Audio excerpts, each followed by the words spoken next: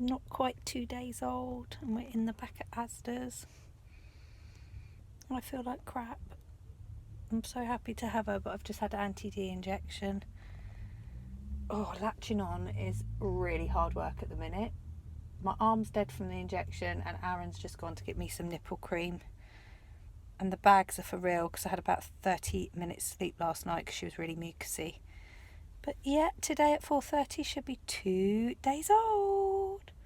I've just got to do little snippets of film like this. Ah, sugar. Gosh, I love their little fists when they go like that. I've got anus pain that is surreal. Sore down below region that you wouldn't believe. And the contractions are immense. They're so intense, it's unbelievable, because it's my 6th baby and because the breastfeeding, the milk's sort of coming in. I've noticed my milk's gone from like yellow colostrum and now it's sort of a white. I think it must be going to milk. I don't know. I think colostrum's going to last 3 days, but I'm pretty sure it's sort of milky now, but I don't know. Bye. Hi guys, and welcome back to the channel, and I'm so sorry it's taken me 2.5 weeks since the birth of this little beauty to get on here. I have gone through quite a bit with this one, but so worth it. Wouldn't have it any other way, but it has just taken me probably, instead of the usual week to 10 days to recover, more like the 2.5, which is why I'm on here now. I've not had any visitors much yet. I literally had a couple of best friends over last week, staggered, like just for an hour and a cup of tea. And my cousin on Saturday. I couldn't have anyone in the first week, and I will tell you why. I'll give you a little insight of my birth story, which I know you all want to hear. And thank you for all your congratulations and all your well wishes on Instagram. It means the absolute world to me, and it really helped all the support through the 2 years, 7 months journey that Aaron and I had to conceive our little pink rainbow fire sign, which, oh, I'm so in love with her. She's so amazing, honestly. And what makes it lovely is, look, she's got the baby grow that my 14-year-old had when she was born. I literally went through all the clothes, the baby clothes that I kept, took out a few little pink things, a few little blue things, and some white and lemon and mint things, put them in the bottom drawer. And I did buy a couple of little bows just in case Vashti's prediction was right, because she always said she saw feminine, she saw a fire sign. I didn't tell you guys the feminine bit because I just wanted to hold that in my heart to myself. Didn't tell anyone actually. So she did always say, I see a feminine aura, I see a fire sign girl happening. And I was like, oh, I don't ever find out what I'm having. She went, well, I definitely see more feminine energy. She said that in a reading about a year ago, so I wasn't even pregnant then. But she always said, a fire sign baby is waiting for you. You're going to have quite a long journey to get there. You're going to have definitely 1 miscarriage, possibly 2.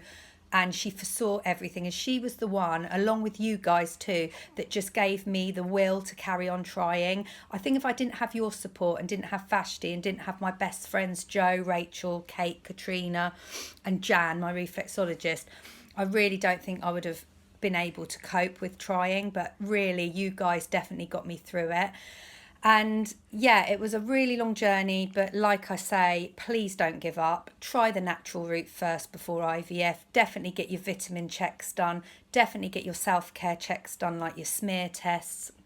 And keep trying, because as you know, I had 2 mid-cycle bleeds, I had 3 chemical pregnancies, I had 2 miscarriages, one at nearly 7 weeks, one at 6 weeks. Heartbreaking, absolutely devastating. And I had a few people who said, you've got 5 children, you've got 2 girls, 3 boys, you know, you look old, why are you doing it? All of nasty things, negative.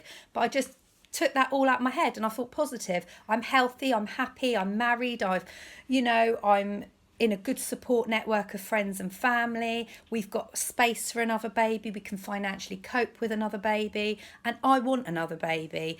And it was my wanting and Aaron's loveliness and your support. And like I say, my reflexologist got me all in, in a good way as well, because I had a bit of Reiki done, as you guys know.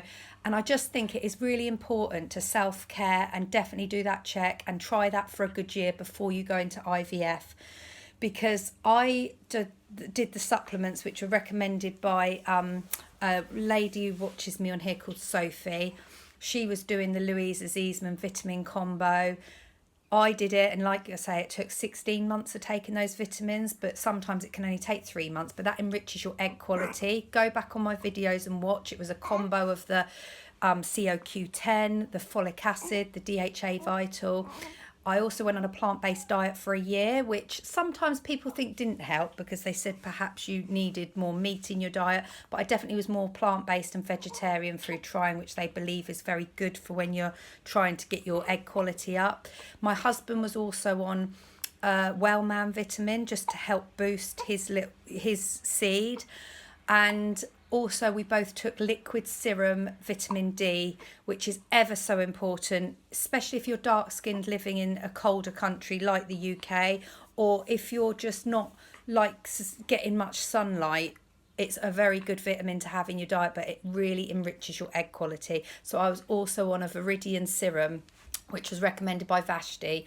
So I was having reflexology. I was trying to do all of that. All my smear checks were in check. But when I had mid-cycle bleeds, I had the free vitamin checks that they offer at our clinics in the NHS in Britain.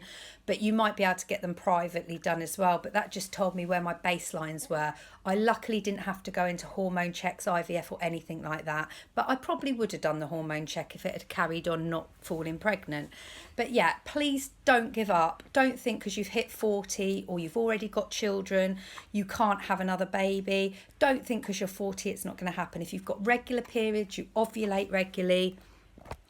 Sorry, my battery's going to go in a minute. I've got to charge it. But if you ovulate regularly and you've got periods and your self-care's all in check, please, please, please try that for a year before you go down the expensive, stressful route of any medical intervention. I really would do that. Anyway, so what happened was I went a day overdue with her.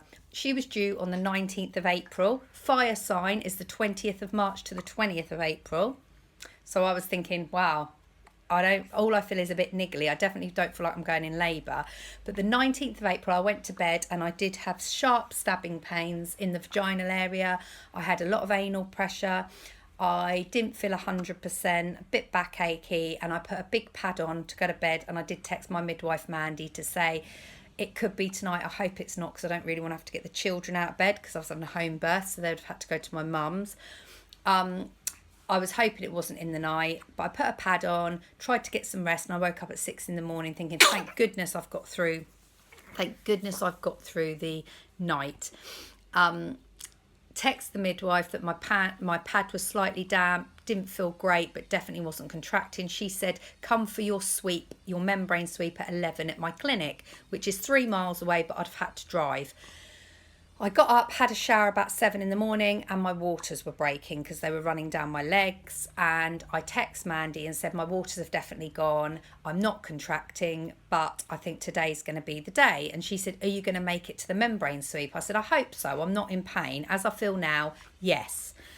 Then I hung up and I thought, actually, I'm going to get my mum to pick the children up at 9. So she came at 9 o'clock to pick up the children. But Mandy also phoned me at about 7:30, 7:45 to say, look, I've got a clinic that I start at 8:30. Do you want me to come and check you? Because you've already had 5 children, so you could go pretty quick if your waters have gone. And I said, well, I'm not contracting. I've just got mildy achiness.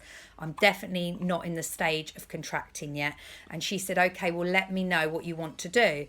But then with that, my contractions were like 20 minutes apart, but very mild, just like dull, achy, periody, not really what I stage as a contraction.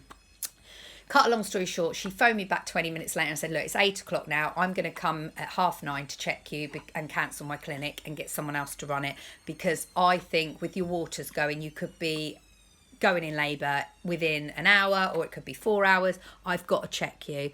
I said, okay then. So she came along at 9:30 and I felt a bit upset because I didn't have strong contractions that were regular. It's normally... Well, when I was having my 5th baby, my little girl, that was at a stage where I was still like going around the block, shopping at the local store, going into a supermarket. I was like that for a good 4 or 5 hours. Then I came home and had the strong contractions. So I felt a bit awful her coming, but she said, look, I can't risk not checking you. I'm going to check you. So she checked me And she actually said, you're only 1.5, 2 centimetres, but your waters have gone. So I'm going to sort some paperwork out, sort my bag out, do bits and pieces. You carry on doing your washing and all of that. And we'll just keep an eye on our evaluate you in an hour and a half. And I was like, I feel awful. You've cancelled your clinic. And she did say, you've got to stop panicking about what's, I had to come. It's my responsibility to you because you've already got 5 children. You could ping at any minute. But I did feel really guilty that I was just having the odd contraction every 10 minutes, 20 minutes, nothing great. But anyway, I carried on. About 2 hours later, I had to phone Aaron to come home to fix the heating because the house wasn't warm enough for the home birth. And the second midwife came because she was finishing at 12, so she was coming here anyway. So I had both midwives here by midday. Contractions were every 10 minutes. On a scale of 10 being painful, they were only on a 7. So I was just poodling along. Aaron was floating around as well, but I'd already sorted the bathroom out for the home birth, which was the towels, the bed sheets, everything in there, the old fabric that I use. And she was bringing in everything out the car, and then she had to do an internal again on me at 12 o'clock. And she said, I'm going to have to check you. And then with that, she said, I've given an extra sweep to you just to make sure that the membranes are open. And you are now about 3 centimetres. So when you're 4, that'll be established labour and we can go in the bathroom and sort things out. So I was like, okay. And then by then, the contractions were every 3 minutes. So they were every 3 minutes. They were fairly strong, but still only on a scale of about 8 or 9 out of 10, not the big ones that is established labour. And I was like this probably for about an hour. And then at 2 o'clock, I was like, they're really strong. And that's when Mandy said, yes, you're 4 centimetres now. Let's go in the bathroom. But that whole 9:30 to 2 o'clock for me dragged. And I didn't like it because I'm quite independent, as in, I've had some children, I know what it's like. I've had babies before and I felt very in control. And although I, didn't want any medical intervention, that to me I felt like I was wasting the midwife's time. But Mandy reassured me I wasn't. But anyway, it took from 9:30 to 2 o'clock to go in from waters breaking to established labour. And that's when I went in the bathroom. I will continue this story in a second and you'll get lots more to look at with her as well because she's scrumptious and she's £8 9 ounces now. So she's put on a bit more than her birth weight of 8.2. I'll tell you all about the actual active birth once my phone's charged. Hi guys, okay, so I'm back. I last recorded a few hours ago. I was really running late and my battery was running seriously low. It'll probably go low again actually because I've just got back from little lady's hearing test. So she's approaching 3 weeks. Usually in the UK it's done at 2 weeks, but we couldn't make the appointment because they gave me a Saturday, which are crazily busy for us. So she's just come back from her hearing test, which she passed with flying colours, apparently. I don't know how they know that, but it's done with all vibrations and noises and things. But we were there for an hour and I had to set off seriously early because it's my first day out of the house. So let's go back to what I was saying. So I went in established labour at 2 o'clock in the bathroom at home. My 2 midwives were already here. Reason being my waters had broke before established labour. And because I'm power of 5, which meant I'd already had 5 children, my midwife could not leave me. She sort of said, if I come and check you, I won't be able to leave you. And if you're saying you're having mildish contractions and your waters have gone, I've really got to check you because I don't want to be sat in a clinic and be a good hour and a half, 2 hours away from you. So anyway, that's what happened. So she got here at 9:30. My second midwife got here at midday, the same time as Aaron, to put on the heating because the children were already at my mum's. And the heating wasn't working. And the plan was Aaron was going to get back here at 2 o'clock. Which I thought in my head, 2 o'clock, I reckon I'm going to go into labour sometime today. Waters have gone, niggles. I gauged it about right, actually, because like I say, my established labour, when Mandy said, yeah, you're 4 centimetres, the pain's kicking in, let's head to the bathroom, was 2 o'clock. So I went in there, I'd already laid everything out and it was nice and warm. And it's quite aerated, our bathroom. So it's quite a nice space. And I had the last baby in there and I really had a good experience. She was an hour and a half active labour. Like, again, when I got checked, I was 4 centimetres and waters went then. And that's when I had her an hour and a half later. So this time, it was a little bit more stressful because I felt terribly guilty that I had 2 midwives sat here and I was just mildly contracting. But they kept reassuring me it was fine.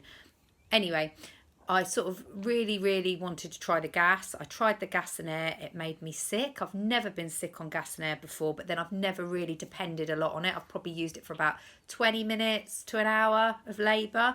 This time I sort of drew on it a few times for about 10 minutes and it made me seriously sick.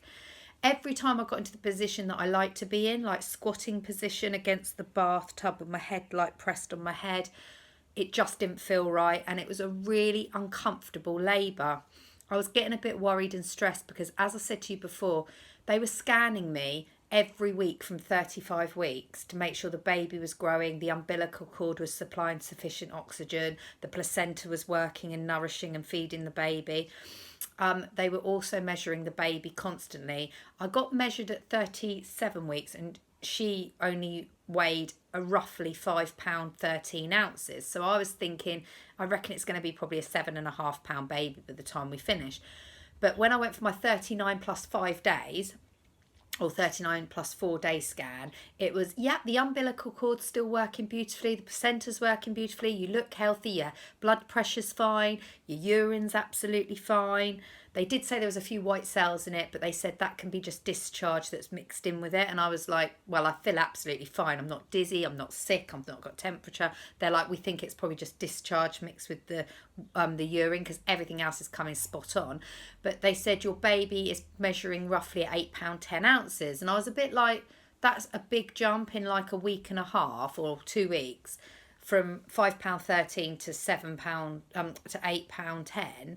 They said it can be a bit wrong, but more or less 15% right. So it's probably going to be an £8 baby. And I was thinking in my head, I don't think that's going to happen because my babies have all been smaller than that. But also I wasn't eating a lot at the time. I was probably eating a couple of bowls of cereal a day and snacking on fruit because my appetite had completely gone by week 37. Just had no room, lots of pain in my ribs, heartburn was excruciating. I was eating those bloomin' chalk rennies on and off. I was meant to have only 10 to 12 a day. I was crunching through like 15 a day. Really seriously bad. Just such bad acid indigestion. It was terrible. So I was getting then taken into a doctor every single scan who was then really egging me on, saying, would you have a membrane sweep at 38 weeks? And I was like, that's a little bit early. Sorry, my battery is low again. I was like, that's terribly early when I've gone like 40 plus 5 the last 2 times and a week early the time before. I said, what I'm willing to do is wait 40 plus 5, and if nothing happens then talk induction or see what Mandy feels. He was like, well, would you have a membrane sweep? I said, okay, I'll have one at 39 weeks plus a few days if Mandy agrees to it. And I'm happy to have the scans, but I don't want all that intervention if I don't have to. Then they were sort of saying, would I like a C-section because of my age and because obviously the baby's measuring really big. And it was a lot of uncertainty and negativity that led to me being like I was in labour. Like every time I hurt, I was thinking, this is a weird pain. I don't usually feel this in labour. I can't get in a good position. I was really stressing, which is not like me at all. I'm so chilled out and in control of my body. It was just a little bit of a different experience this time round. Mandy said you controlled it brilliantly. Yes, you got a bit like in transition. I can't do this. I don't want this to happen, like you do. But more or less, she said it was 2 hour, 20-minute active labour. You did really well, and you had to phone me because your waters had gone. So you had to have the baby within 24 hours anyway. She said, but because they'd gone on about womb bleeding, hemorrhaging, because of the amount of babies I've had, the baby being bigger so there can be shoulder displacement in the baby, being over 40 weeks can, flag up stillbirth, being older can flag up stillbirth. All these factors were in my head and they just wouldn't shift because that's all I was told from week 35. You've had 5 babies. This is dangerous. The baby's big. This is dangerous. You do know that at your age it can get dangerous. It was all these flag points that I really didn't want to know. And I'm a very positive thinker. I knew Vashti said I'd be all right. She said you'd take a bit long time to recover. You might have an iron dip and iron deficiency, but you're going to do okay. You're going to live. The baby's healthy. I was very reassured with that. I'm very reassured with Mandy, my midwife, and my body. But it was just all this like fed to me the last 6-7 weeks was not good. Anyhow, I finally got a nice position where I was, in the end, I did lay a little bit on my back, but I sort of had my hands under my bottom, and it was terribly really anal labour. Well, by that I mean real immense pressure in my bottom, so much so it felt more like, instead of a broom handle sort of up your bottom, it was really full on intense. And I didn't tear, but I did get piles. like the day after my pregnancy, where you have hemorrhoids come out your bottom, which was really painful. I had to use cream. I've only just stopped using the cream, and I've only just been comfortable the last few days, but really uncomfortable. I didn't tear, but I had a little graze, but that's fine. I've had that before. So just like a little burn almost. But her head was 36 centimetres, so it's a bigger head crown than I've had before. I think my largest was like 30, 31, something like that, or 30. So yes, it was an intense pressured pregnancy and birth, but I got there and Aaron was with me for the last half an hour. He just came in when I got to the pushing point. I was pushing for like 20 minutes and my placenta took 7 minutes to come out, which was fine. I did hemorrhage a little bit afterwards, but only lost 450 ml of blood, which it seems a lot, but I'm going to have to do this in 3 parts. Sorry. It seems a lot, 450 ml, but it is all standard. So it was a little bit more intense. And afterwards, I had terrible after pains with feeding and latching on, and with piles as well. It was quite like stressful.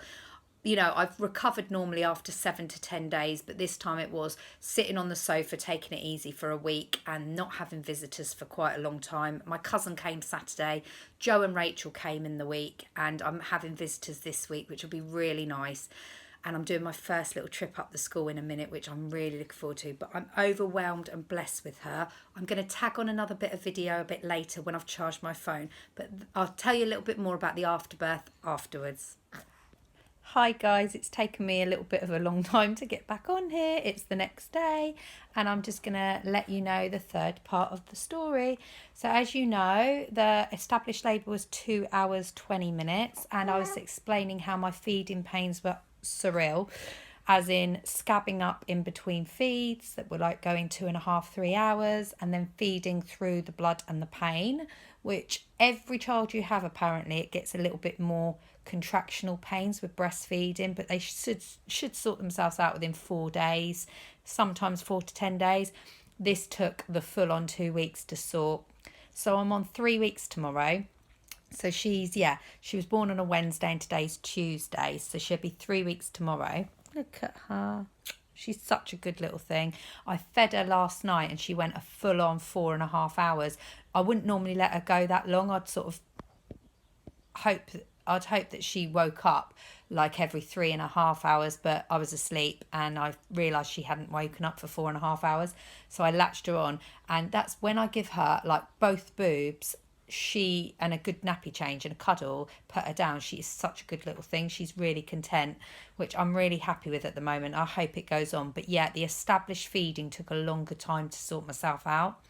I think it was because of all the little ailments I had going on, like the piles, the feeding pain, things like that. Felt a little bit tearful this time, but that was only because I was so used to getting out of the house. Like normally I'll go down the school day 10, maybe on the second week, and I let the kids down, I felt, because they wanted to show off their sister and they were a little bit upset with me. And then I had to cancel my cousin who wanted to come the first week, because I just said I can't get off the sofa, I can't make drinks, I really can't latch on with you here, it's so painful. He was understanding, but I felt terribly guilty and I didn't really want to see anyone. Just felt it all quite overwhelming to start with, which is normal. You're normally tearful for like a week anyway, happy tears as well.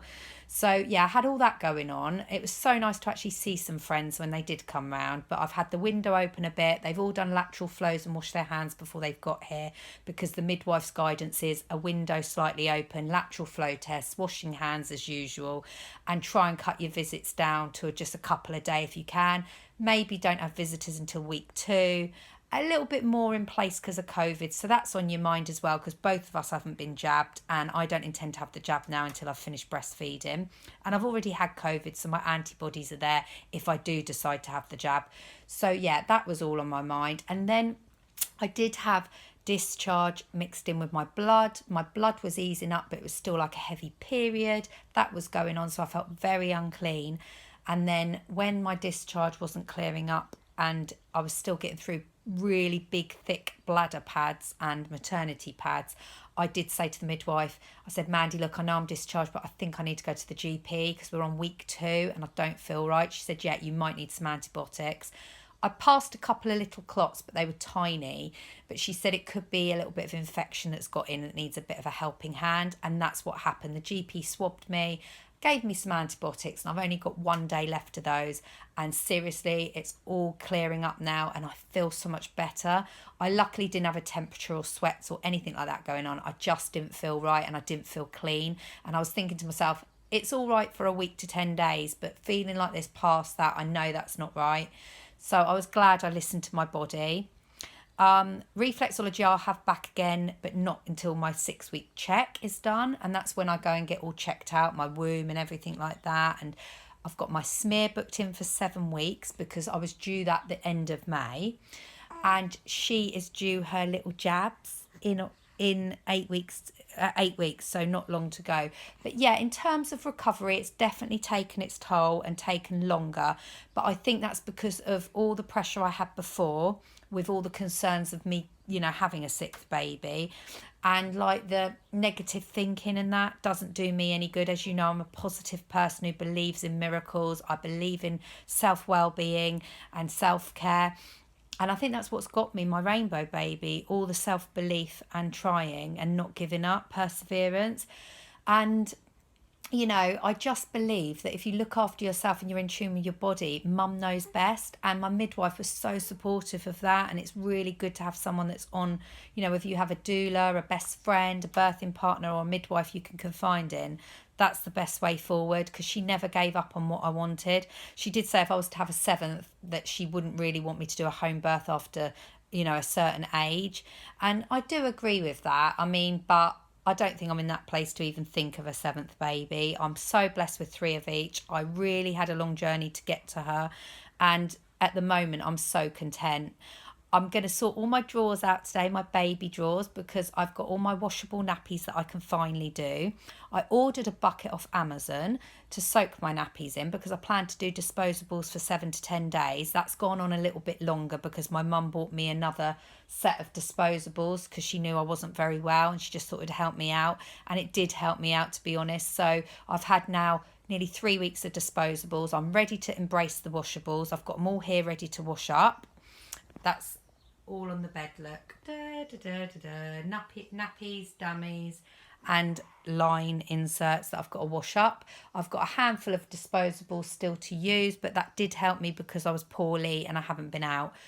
But yeah, my bucket from Amazon got nicked off the doorstep, so I had to order another one anyway. So what with that and being ill, it's helped me out no end.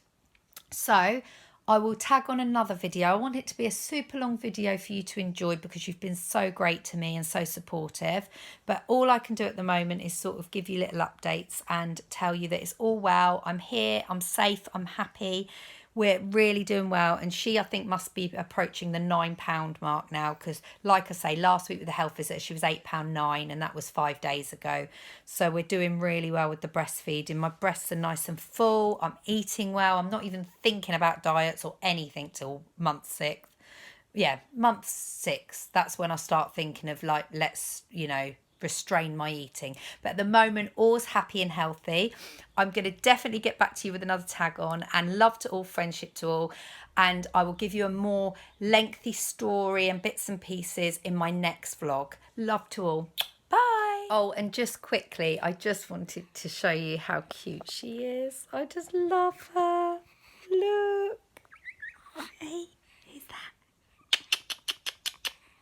She's rocking all my daughter's bits and pieces that my eldest, who's 14, had. I just love it. I'm mixing all the recycled with all the new. I totally love her. Oh, she's so kissable. I'm so lucky and I'm going to cherish every second and minute I have with her. Anyway, I just wanted to give you a little glimpse of her. Love you loads. Bye.